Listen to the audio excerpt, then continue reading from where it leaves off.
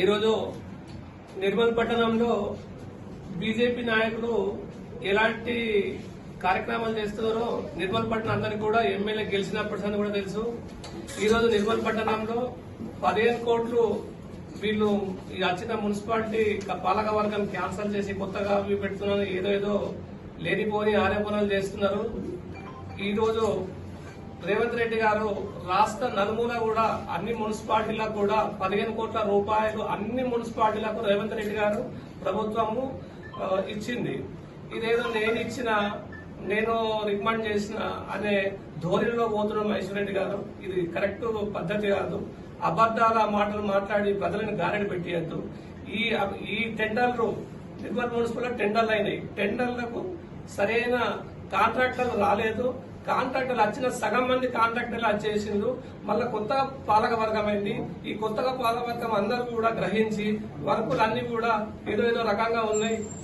అన్ని కార్యక్రమాలు కూడా ప్రతి కొత్త కౌన్సిలర్ అందరూ తిరిగి ఈ వరకు పెడితే బాగుంటుందని చెప్పేసి ప్రతి ఒక్క కౌన్సిలర్ గారించి చైర్మన్ జోషి గారికి తీసుకెళ్లి ఈ వర్కులను క్యాన్సిల్ చేసి మళ్లీ పెడదామని చెప్పేసి పాలక వర్గం నిర్ణయించింది. బీజేపీ వాళ్ళు మున్సిపల్ ముట్టడి కార్యక్రమం పెట్టుకున్నారు.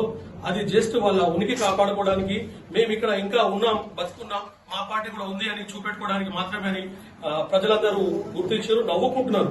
ఎందుకంటే మా మహేశ్వర్ రెడ్డి గారు తీసుకొచ్చారు 15 కోట్లను ఏదైతే మీరు చెప్తున్నారో అది మన నిర్మల్ మున్సిపాలిటీ ఒకటే కాదు, పక్కకున్న బైన్సా, ఖానాపూర్ మున్సిపాలిటీలకు కూడా, అలాగే తెలంగాణలో ఉన్న ప్రతి మున్సిపాలిటీ కూడా వారి కెపాసిటీని బట్టి 15 కోట్లు కావచ్చు, 20 కోట్లు కావచ్చు, 30 కోట్లు కావచ్చు, వారి కెపాసిటీ మీదకి వెళ్లే మన సీఎం గారు రేవంత్ రెడ్డి గారు ప్రతి మున్సిపాలిటీకి ఇవ్వడం జరిగింది. దాన్ని నేనేదో స్పెషల్ గా మాట్లాడి ఇప్పించినా, నేనే తీసుకొచ్చినా అనేదైతే మహేశ్వర్ రెడ్డి గారు చెప్తారో అవన్నీ ఉత్తి మాటలు. ఊరికే వచ్చినప్పుడల్లా ఏదో ఒకటి చేసి ఇష్యూ చేసి నేను ఇక్కడనే ఉన్నా, ఇక్కడ మేము ఉన్నామని వాళ్ళ ఏదైతే ఉనికి చాటుకోవాలని చూస్తారో అది కరెక్ట్ కాదు. ఏదైతే కొత్తగా మున్సిపల్ బాడీ ఎన్నికైందో ఈ రోజు మనం మున్సిపల్ ఎలక్షన్స్ అప్పుడు కానీ ప్రతి వార్డులో సంతు గొంతు తిరిగేటప్పుడు ఎక్కడ ఏ వర్క్స్ ఉన్నాయనేది ఈ కొత్తగా ఎన్నికైన కౌన్సిలర్స్ గానీ చైర్మన్ గారికి గానీ అవగాహన ఉంది. అది ఏదైతే ఇంతకుముందు మన టెండర్స్ పెట్టిందో వాటికి ఇష్టారీతిగా నచ్చిన దగ్గర నచ్చిన వాడికి నచ్చినట్టు పెట్టుకున్నారు. కానీ ఎక్కడ ఎలిజిబుల్ ఉందో అక్కడ తక్కువ ఉంది, ఎక్కడ ఎలిజిబుల్ లేవో అక్కడ ఫండ్ ఎక్కడ ఇవ్వడం జరిగింది. కాబట్టి కొత్తగా ఎన్నికైన బాడీ ఏం చేసిందంటే ఎక్కడ అయితే ఎలిజిబుల్ ఉన్నదో అక్కడ ఎక్కిద్దాం, ఎక్కడైతే లేదో తక్కిద్దాం అనే కాన్సెప్ట్ లో దాన్ని రద్దు చేయడం జరిగింది. అలాగే అమృత్ 2ది కూడా మేము పీఎం గారితో మాట్లాడి స్పెషల్ గా తీసుకొచ్చామని చెప్తున్నారు. అది ఊరికే అన్ని కట్టుకథలు చెప్తున్నాడు.